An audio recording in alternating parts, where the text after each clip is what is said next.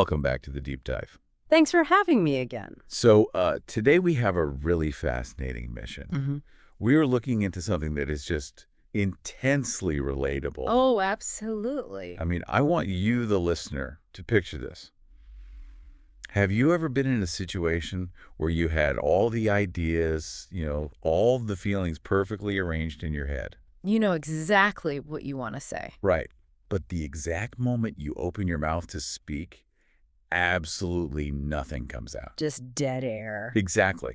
I mean, picture it. Maybe you are listening to this right now on your morning commute or sitting at your desk getting ready for a big meeting.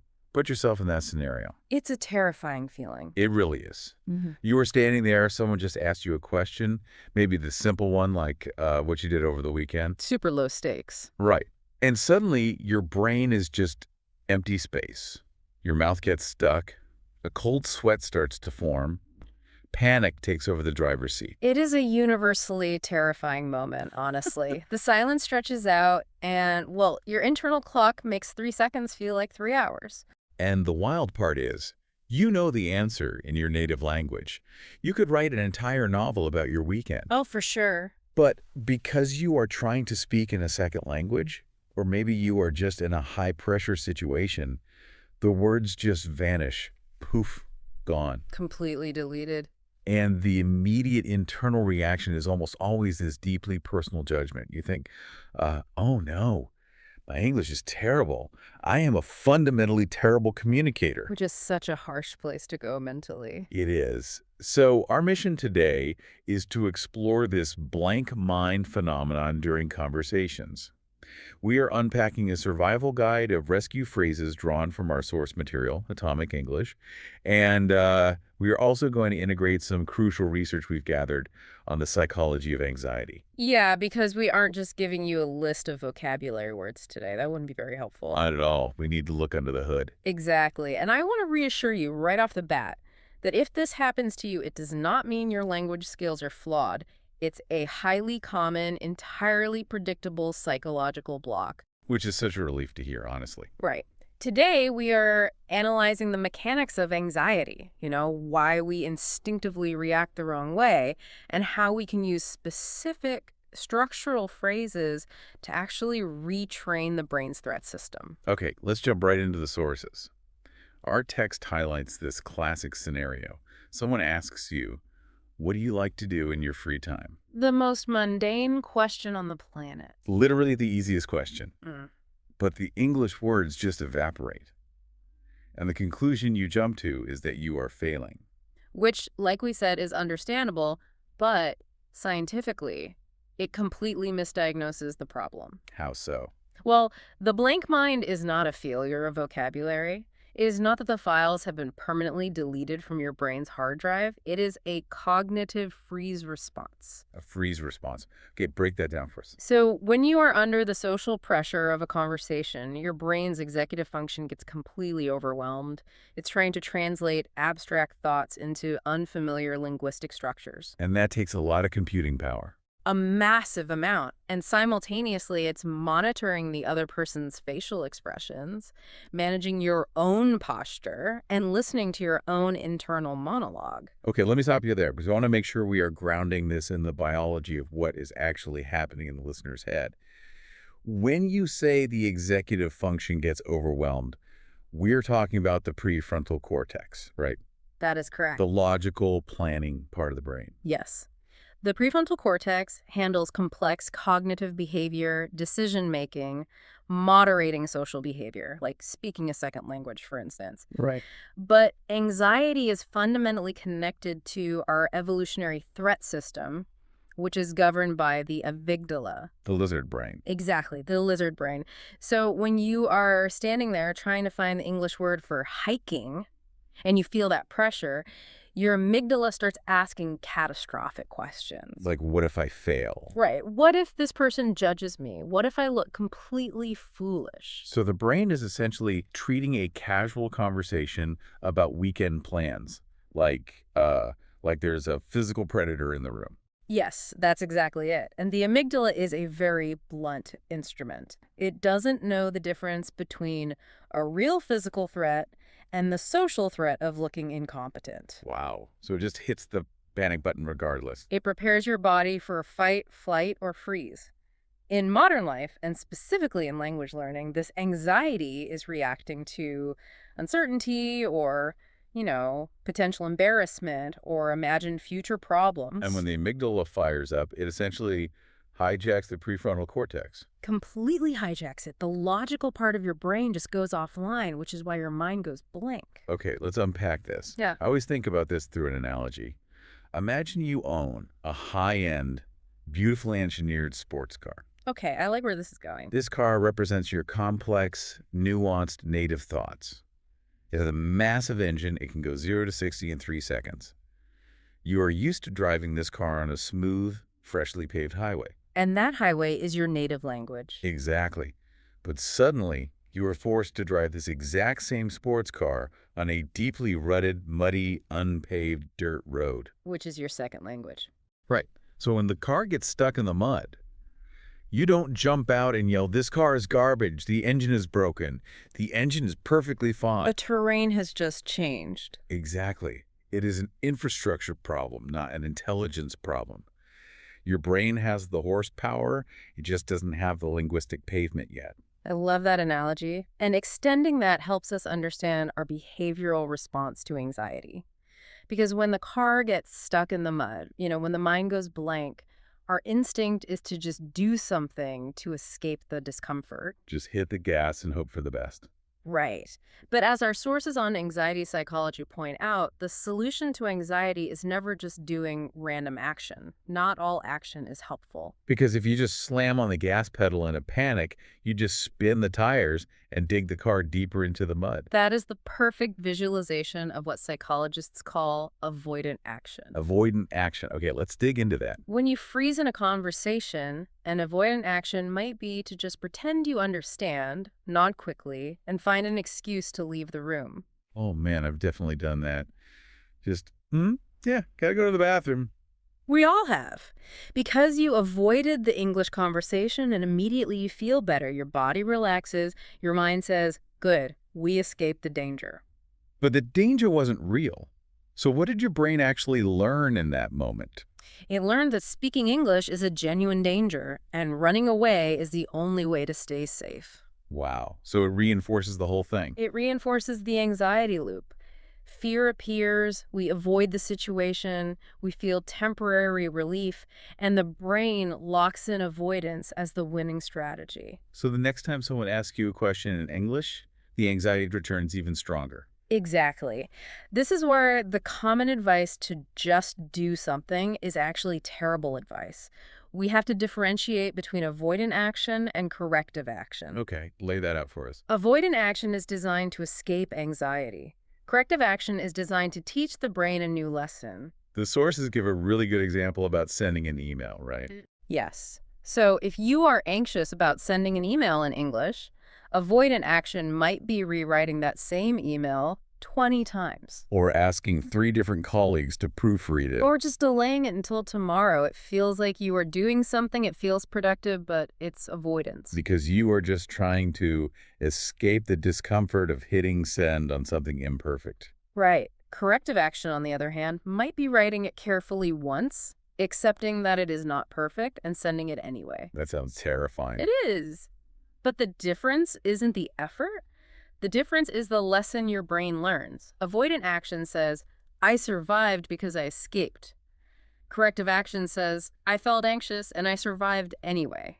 And that is the beginning of actual confidence. Exactly. But wait, if the brain is paralyzed by pressure and running away just makes the anxiety worse long term, how do we actually release the valve in the moment? Like sticking with the car analogy, we need the equivalent of a wooden plank to put under the tires to get some traction. It requires a complete paradigm shift in what we are actually trying to achieve when we open our mouths to speak. Okay, and this brings us to the central thesis of the Atomic English source material. It states this very clearly. You do not need perfect English. You need useful English. Which is huge. The goal isn't to sound like a poet or a grammar textbook. Right, the goal is to find phrases that keep you calm, buy you time, and just keep the conversation alive. Moving from perfect to useful is a profound psychological shift. I hear that, but let me push back on this for a second because I know what some listeners are thinking. Go for it. Isn't the ultimate goal of learning any language to be perfect at it, to achieve a fluency that is, indistinguishable from a native speaker? Sure, that's the dream for many. Right.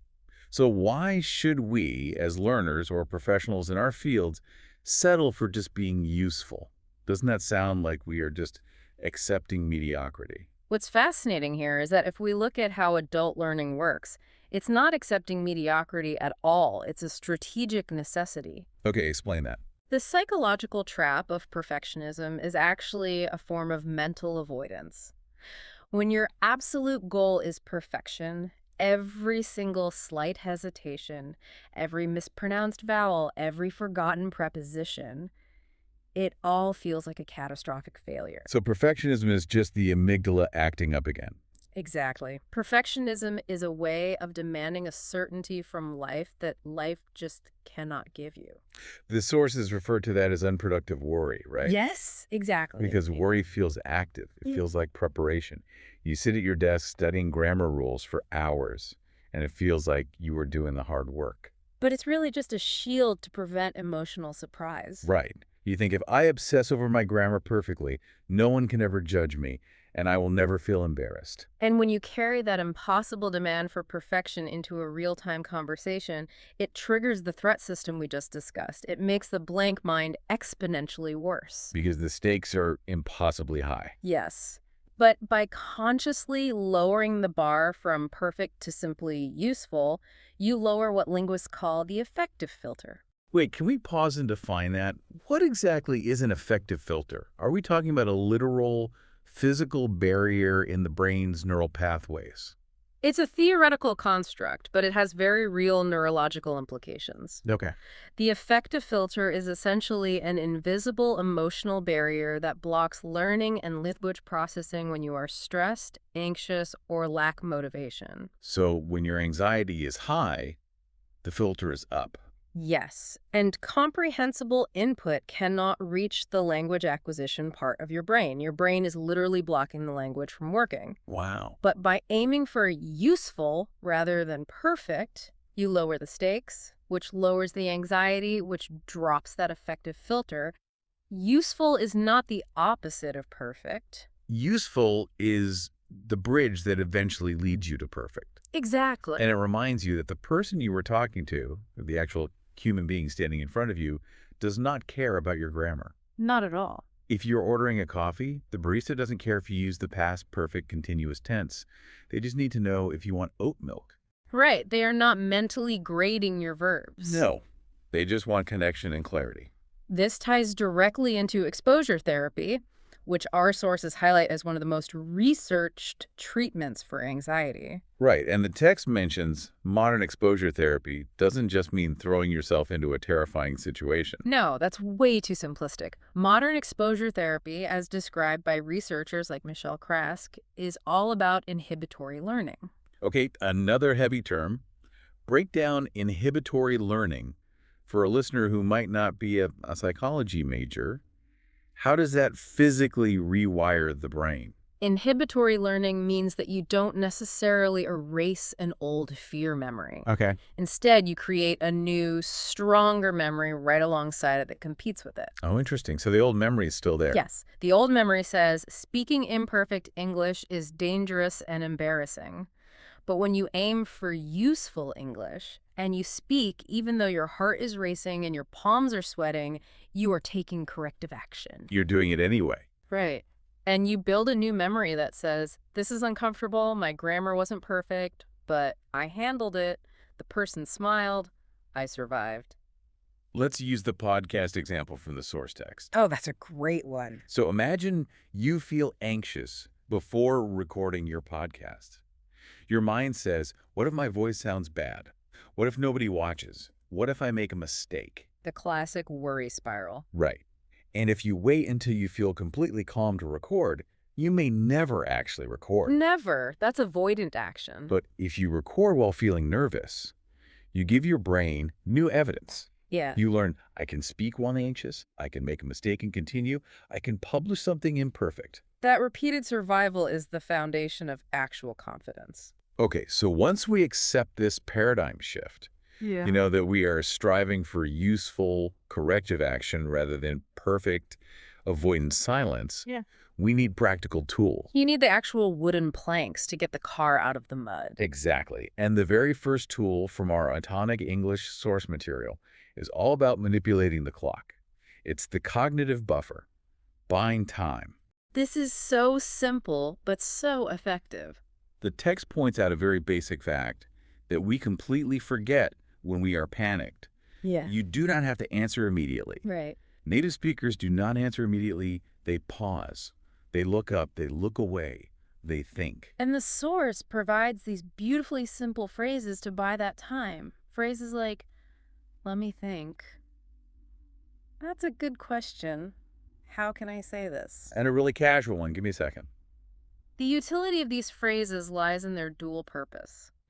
Outwardly, they function as polite conversational markers. They signal to the listener that you have heard them, that you value their question, and that you are engaged. Exactly. Huh? But inwardly, they act as a cognitive buffer. So what is physically happening in the brain during that buffer? When a question is asked, your brain needs a window of about 3 to 5 seconds to search its archives, retrieve the vocabulary, and structure a sentence. 3 to 5 seconds. Yeah.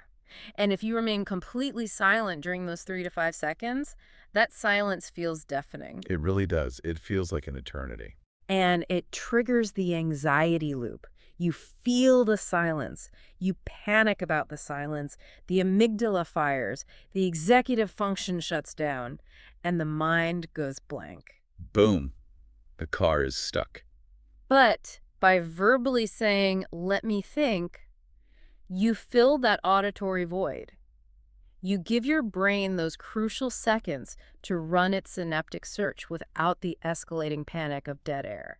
I always compare this to how a computer works. Oh, the loading wheel analogy? Yes. When you ask a computer to load a massive file or stream a heavy video, it doesn't just freeze on a blank screen. If it did, you would assume the computer was broken and you just hit the power button. Right, you'd reboot it. Instead, it gives you a little spinning wheel, the loading icon. That spinning wheel tells the user, I received your request, I am working on it, please don't click away. That's brilliant. These phrases, that's a good question, give me a second. They're your brain spinning loading wheel. They prevent the conversational system from crashing. Look at the specific example the source gives. Imagine someone asks a fairly complex question. Why do you want to improve your English? That requires some thought. It does. If you try to answer instantly, you might stumble and trigger the freeze response. But if you start by saying, that's a good question, and take a breath, you transform a potentially panicked silence into a thoughtful, friendly exchange. And then you follow it up with a simple answer, like, I want to speak more confidently at work. The quality of the interaction is completely elevated just by adding that 3-second buffer. You are taking control of the pacing of the conversation, rather than letting the conversation's pace control you. And this is the difference between productive thinking and unproductive worry. Oh, let's tie that back to the anxiety research. Unproductive worry is standing there in silence, heart pounding, thinking, I have to find the perfect word right now or they will think I am stupid. Because it's trying to prevent a bad outcome without taking real action. Right. Productive thinking, however, is utilizing a tool. It's saying to yourself, I will say, let me think, to create the space I need to find a useful word. It channels the energy into a next step. Okay, that makes perfect sense. We've established how to buy time when you know what the other person asked you. But that buffer is completely useless if your brain didn't even process the question in the first place. Yes, that is a whole different scenario. What if the input itself was completely garbled? What if they spoke a mile a minute, used a bunch of slang, or the connection on the Zoom call dropped, and you literally have no idea what they just said? This requires a different kind of corrective action. This brings us to tool 2, the vulnerability of asking for help. The text is uncompromising on this point. It insists, when you don't understand, do not pretend, Do not just nod and smile. Which is so hard to do. It is. Instead, it says to ask for help using phrases like, could you repeat that? Sorry, I didn't catch that. What do you mean by that? And could you speak a little more slowly? If we connect this to the bigger picture, we really need to examine the social psychology of why we pretend to understand. Why do we nod along when we are completely lost? Well, because we don't want to look dumb. Uh, We want to protect our ego. We mhm. think that asking someone to repeat themselves is like a public admission of failure. It is an ego protection mechanism, which is a classic avoidant action. But it is a massive trap. A huge trap. When you pretend to understand a key piece of information early in a conversation, you are now forcing yourself to navigate the rest of that interaction completely blind. You are just guessing at the context. And this skyrockets your internal anxiety because you know you are walking on thin ice. At any moment, you might be exposed. You're just waiting for them to ask a follow-up question based on the exact thing you pretended to understand, and then the whole house of cards collapses. Exactly. But let me play devil's advocate here. Okay, go ahead. In a ruthless corporate environment or a high-stakes job interview, doesn't repeatedly asking your boss, what do you mean by that, genuinely make you look incompetent? Aren't there environments where pretending is actually the safer survival tactic? That's a very common fear, but the data on leadership and communication suggests otherwise. Yes. While you obviously don't want to ask someone to repeat every single sentence, strategically asking for clarification actually demonstrates high confidence. How so? It signals that you are an active listener who cares enough about the accuracy of the communication to pause the meeting. That makes a lot of sense. Think about it.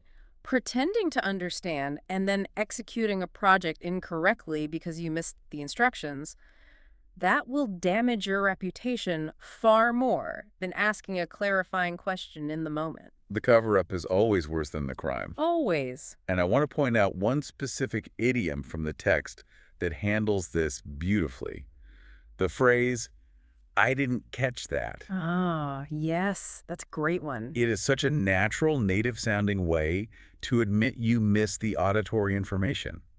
Notice how different it feels from saying, I do not understand you. Completely different vibe. Right. I do not understand you. Feels heavy. It feels like a wall just dropped between you. But sorry, I didn't catch that. Implies that the words were just a baseball tossed in the air and you just happened to miss it this time. I love that. It removes the intellectual blame. It's light. Exactly. It frames the misunderstanding as a simple mechanical error, not an intellectual deficiency. And look at the other phrase, what do you mean by that? The source uses this really funny example of hearing the sentence, this job is very flexible. Oh, yeah, I remember this. So you hear the word flexible, but maybe you only know it in the context of yoga or gymnastics. You don't know what it means for a job to be flexible. So you're picturing your boss doing a back bend in the break room. Exactly. Instead of panicking or making a wild guess that derails the conversation, you deploy the tool. What do you mean by flexible? And most humans, when engaged in a good faith conversation, are wired to be helpful. They will gladly adjust, explain, and accommodate. Asking for help is not a failure. It is a vital part of the communication loop. Taking this corrective action, admitting you need help, teaches your brain through inhibitory learning that vulnerability is survivable. But asking for help does require a degree of vulnerability, which segues perfectly into another critical concept from our sources. It's about turning that feeling of vulnerability into your greatest conversational asset. This is where tool 3 comes in. Radical honesty as a connection strategy. The source advises being naturally, almost radically honest about your linguistic limitations in the moment. It's very liberating. It gives us phrases like, I'm not sure how to explain it. I know the exact word, but my English is not perfect, but I'll try. And I know what I mean, but I need a second. From a psychological standpoint, this might be the most relieving tool in the entire toolkit because it directly confronts the fear of judgment. Let's look at the example from the text about trying to describe someone as reliable. That's a tricky word to remember under pressure. It is. You have the concept in your head. You know this person shows up on time, they keep their promises, they are a rock. The word you want is reliable, but the file is temporarily corrupted in your brain. You just can't access it. So what do you do? Instead of staring blankly and letting the amygdala take over, you use the phrase, I don't know the exact word, but he is the kind of person you can trust. That is the art of circumlocution. Circumlocution, talking around a word. Yes. It is a highly advanced communication skill, even in your native language. You didn't let the absence of one specific vocabulary word stop the entire flow of information. You found a side door. The honesty of saying, I don't know the exact word, but Yeah. instantly makes the listener sympathetic to you. It's endearing. It's a very human moment. Let's analyze the phrase, my English is not perfect, but I'll try. The source cautions us not to overuse this, which is wise, as you don't want to constantly apologize for your existence. Right. You don't want to feel like a broken record. But used strategically at the beginning of a complex interaction, it is incredibly powerful Why is that? because it explicitly manages the expectations of the listener and removes the elephant in the room. If you are visibly struggling, and the other person can see you are visibly struggling, trying to project a facade of perfect fluency just creates this weird, tense energy.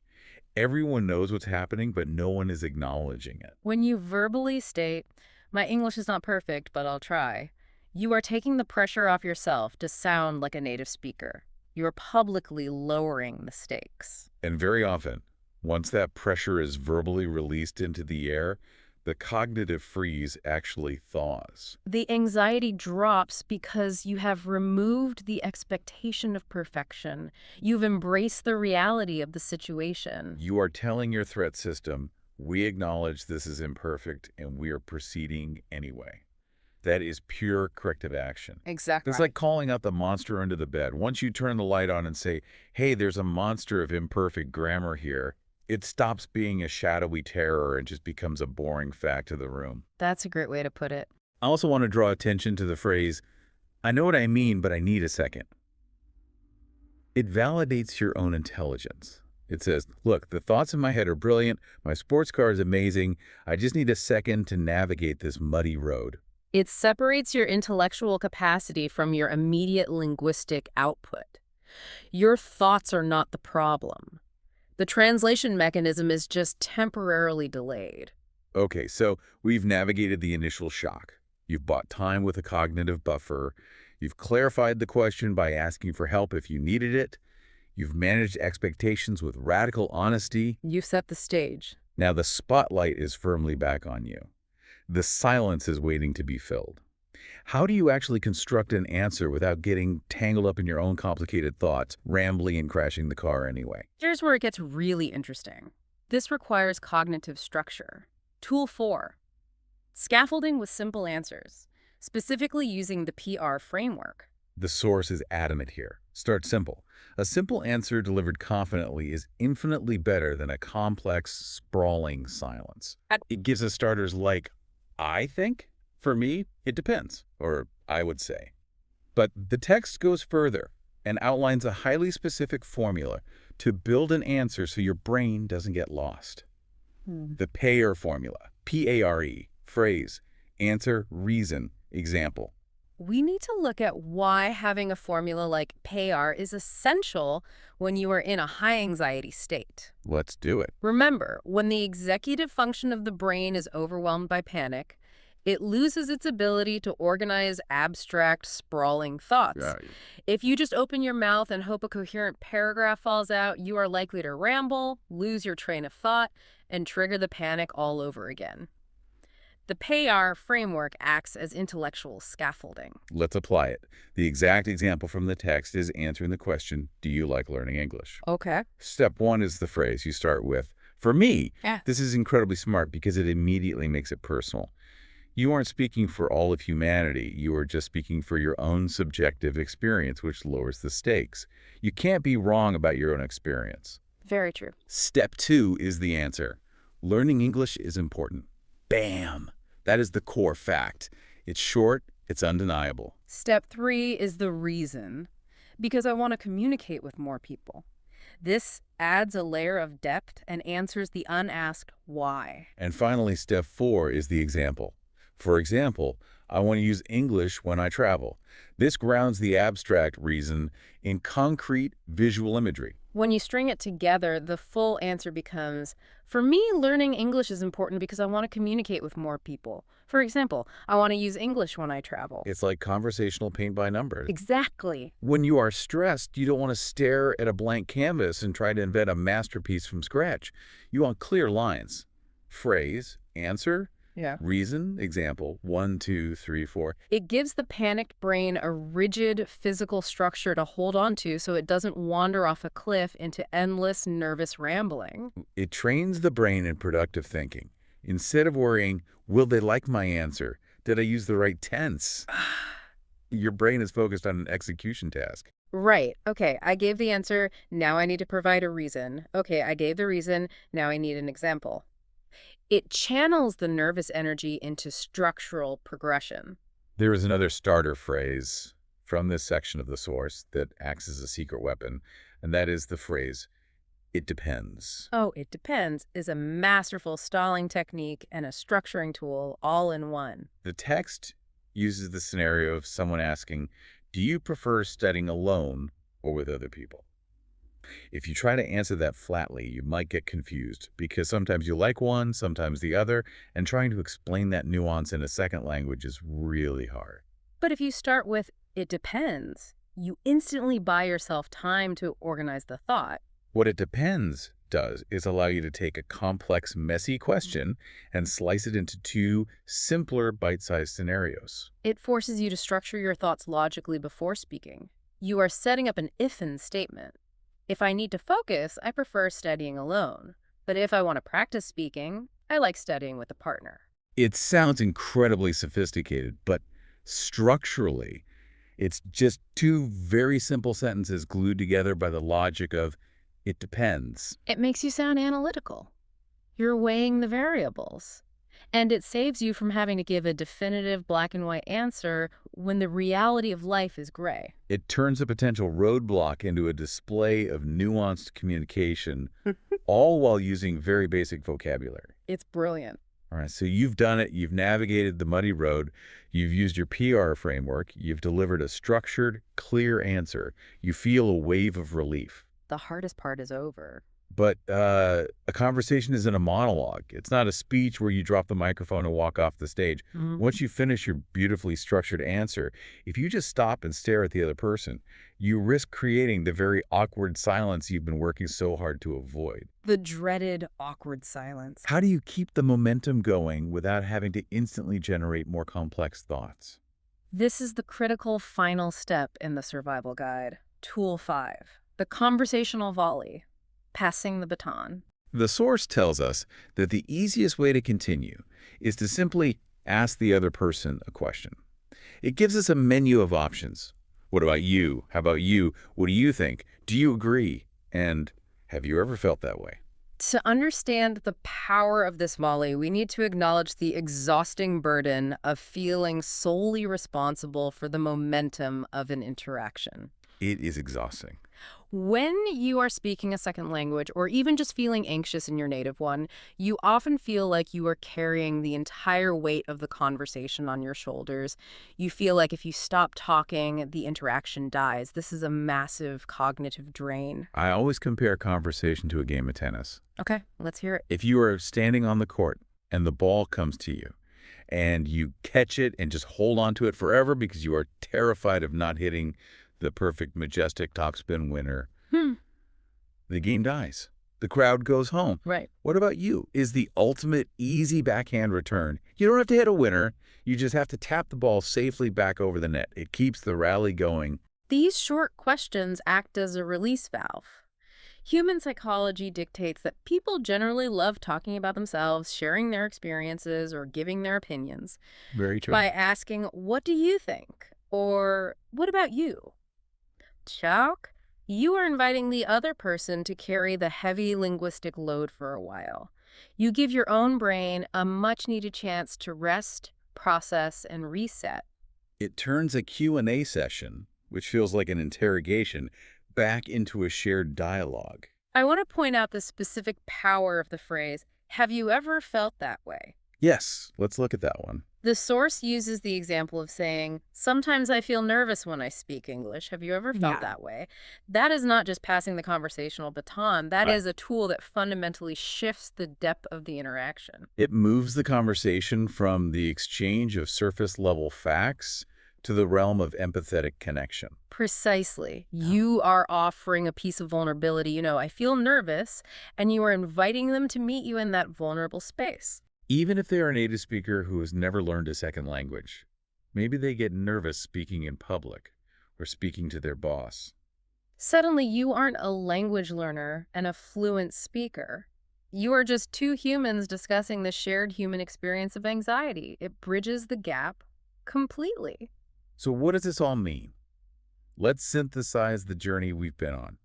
Confident communication doesn't just magically appear one day because you memorized a dictionary or finally perfected your verb conjugation. No, it definitely doesn't. It doesn't happen when you eliminate anxiety entirely because, as we've learned, anxiety is a natural response of the evolutionary threat system. If you wait until you feel zero anxiety before you speak, you will be waiting forever. Avoidance will just convince your brain that the danger is real. Confident communication emerges from having a survival toolkit. It's about knowing that when the sports car gets stuck in the mud, you have the wooden planks in the trunk to get it out. You know how to buy time with a cognitive buffer. You know how to ask for clarification without shame. You know how to manage expectations with radical honesty. You know how to build a basic answer so you don't ramble. And you know how to safely pass the ball back over the net. And every single time you use one of these tools, you are performing a vital psychological function. You are providing your brain with repeated evidence that you can survive a difficult, imperfect situation. Through inhibitory learning. Right. You felt the panic of the blank mind. You didn't run away. You didn't avoid it. You used a tool, you stayed in the conversation, and you survived. And over time, this repeated evidence of survival creates a new memory. It trains the threat system that a conversational pause is not a predator in the bushes. Eventually, the brain stops panicking in the first place, and that is what true confidence looks like. It is genuinely thought-provoking how much power is packed into such simple phrases. And it leaves me with a final, broader idea to chew on. What's up? We have spent this entire deep dive viewing these tools strictly through the lens of learning a second language, navigating English. But I want you, the listener, to think about your native language. Oh, that's interesting. Think about your everyday life. How often does your mind go completely blank during a high-stakes meeting at work, or during a heated argument with a partner, or on a nerve-wracking first date? The pressure is there, the executive function freezes, and you don't know what to say. Exactly. What if these exact same rescue phrases, buying yourself 3 seconds to think, admitting you need a moment to process, asking a clarifying question instead of jumping to conclusions, what if they are actually the universal secret to mastering communication in every single area of your life? The mechanics of anxiety and the tools to overcome it are universal. It's all about choosing corrective action over avoidant action. Maybe the sports car gets stuck in the mud more often than we'd like to admit, regardless of what road we are driving on. That's a great thought to end on. Next time you feel that panic rising, remember, you don't need to be perfect. You just need to put the plank under the tire and keep the rally going. Thanks for taking this deep dive with us.